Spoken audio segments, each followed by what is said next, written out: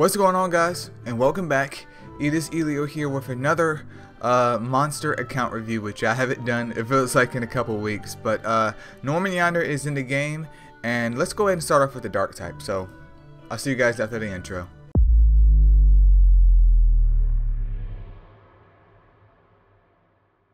Alright, so we have Jormungandr here, as I stated before. If I'm slaughtering the name, nothing new. Don't worry, I'll make a redo video on it like a year or two later. But let's quickly just go through his design real quick, because he's actually a very cool looking boy. Like, I wouldn't say like he's super duper unique, but compared to all of the other monsters that we get that are humanoid, I definitely like this approach where he's like an actual monster. So kudos to 433 for that.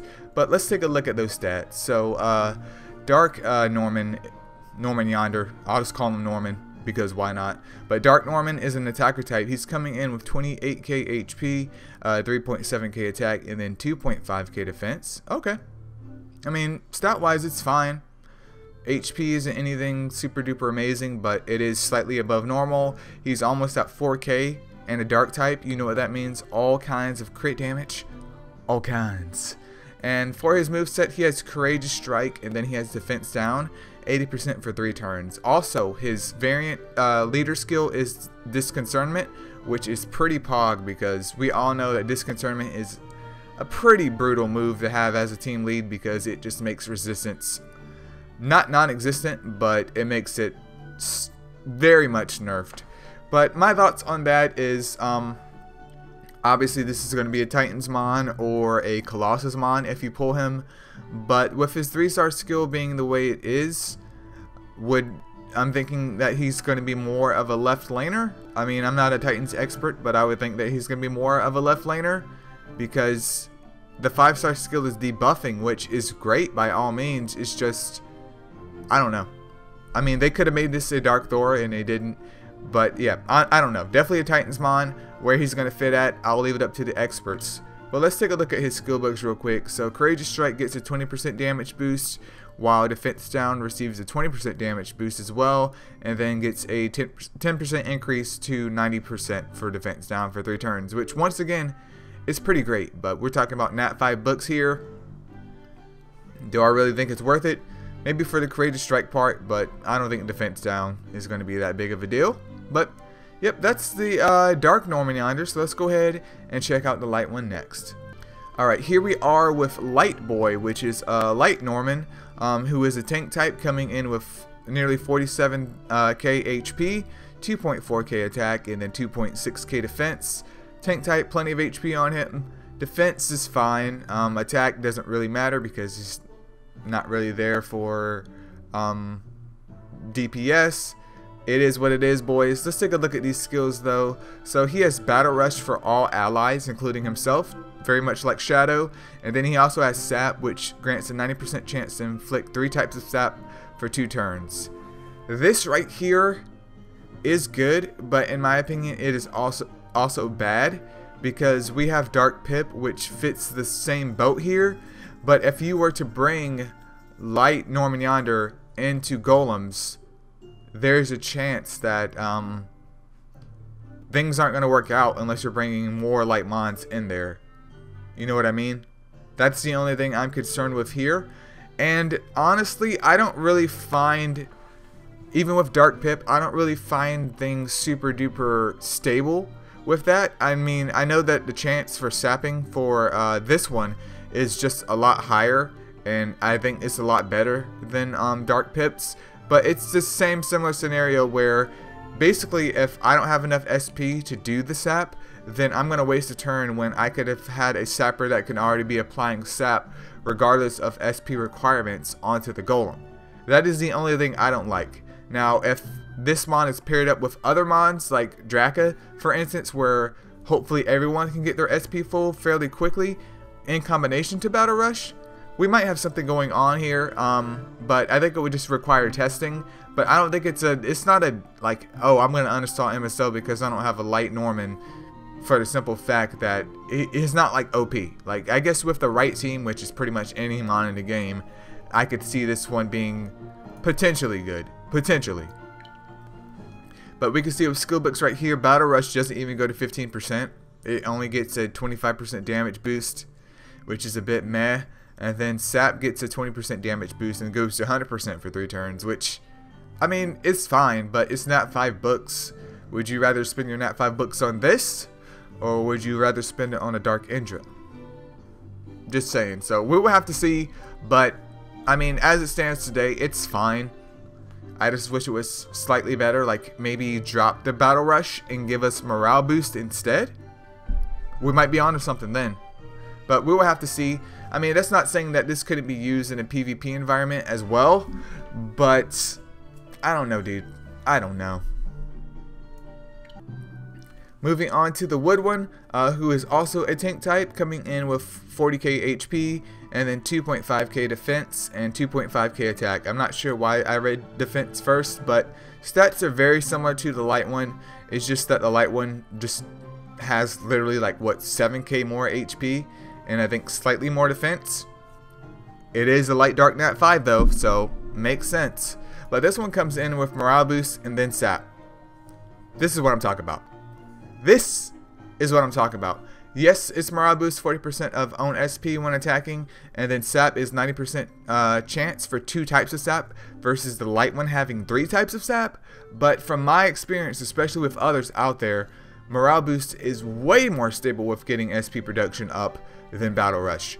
This is what I'm talking about, boys. This is exactly what I would want for the light one, but we have it in the Wood one. That's fine. I mean, he's a tank type. You could still build him for a little bit of damage if you want. It's not really gonna hurt anything, but okay. This one I actually like. He's actually usable. Okay. Let's take a look at the skill books real quick though. So skill books, 20% damage boost to morale boost, and it goes to 50%. And then sap goes to what, 90% once again, while also receiving a 20% damage boost. I mean, it's 2 types of sap versus 3, but at least I know that this one will probably get it off a lot more than the light one, even with a more suboptimal team composition. And I was making sure he's not crit reliant because we don't need that. Okay. Yep. I give the Wood one a thumbs up, boys. Alright, coming up next though is the Water one, who is an attacker type, coming in with 27k HP, 3.7k attack, and then 2.7k defense. Those stats, especially for an attacker dude, spicy. I want to say that they're slightly better than a dark one, especially with defense. Like, defense is almost close to 3k, and attack is almost close to 4k, and HP is slightly above 25k, dude. That's spicy. I like that. I like that. That is the ideal attacker stat right there, even though he's not even a dark type. 433, keep it up. I don't know why, but the skill picture right here to me, I don't know if it's just me, but low-key looks like Vaporeon. Like, there's some Vaporeon action going on over here. But the skills are the attack version of the shield, where basically if he attacks, he's going to get a shield that goes up for 1 turn and proportional to his own max attack power. And then also Curse is on the 5-star skill, which I was like, is that Fulminating Curse? But it's just regular Curse. So that's interesting. That's very interesting. So the shield will be able to help him build up to Curse while still hopefully being glassy, because obviously Curse scales off of your attack damage. And I know that they recently buffed Curse to hopefully be more usable and not so much of a meme. So it's interesting that he does have some, I guess in theory, some survivability having Curse on his 5-star skill. Obviously we're going to have to rely on getting it up to his 5-star skill to do Curse. But the main issue that people, well not people, but mons that have Curse on them, for them to be in theory optimal, is that they have so much attack that they have no HP and no defense, and they're just super glassy and they die before you can really get the benefit of Curse out. So I would say interesting. Would definitely need testing, and I mean, I don't know when that day will come, but if I can get one, boys, I'll do it for science. We will come back with a Curse video 3 and maybe even 4 if I can get one of these guys, just for science, because hey dude, why not? Why not? But as he stands today, I think he is going to be interesting. I wouldn't say OP. I wouldn't say broken. I wouldn't say trash. I would say interesting. It's just going to require some testing at this point in time. But let's go ahead and move on to the fire one. After we check out the skill books. So for his shield, he gets a 20% damage boost to his attack before the shield come up with the little Vaporeon skill image up there. And then shield goes to 2 turns.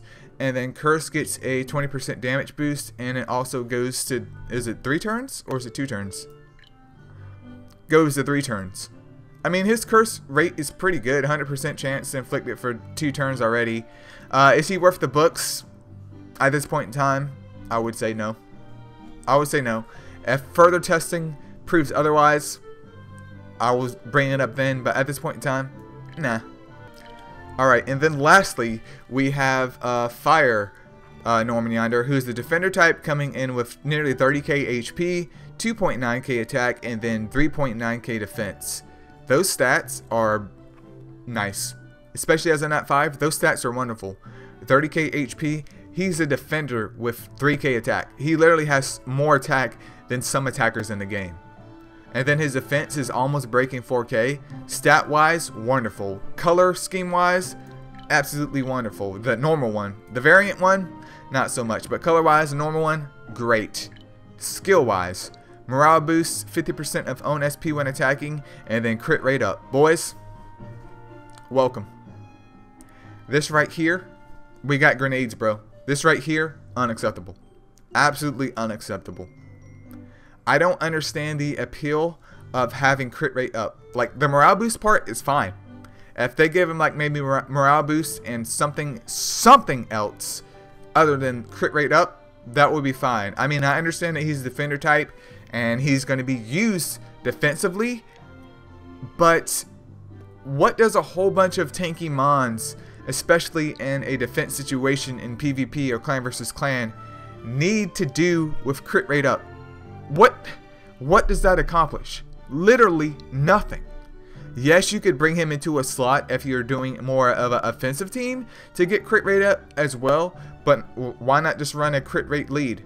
Why not just actually run a better lead like Disconcernment and get your crit rate from your subs or your enhancements?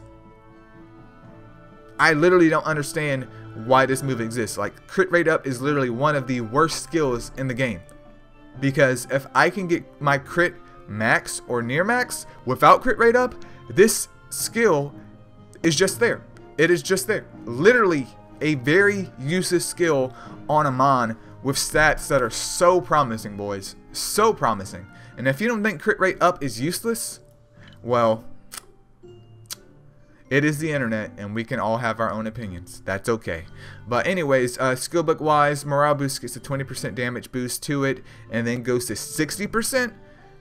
So you get a 60% self morale boost to do crit rate up, dude. Absolute cringe. And then crit rate up gets a 20% damage boost, as well as going to, what, 3 turns, was it? Yeah, 3 turns.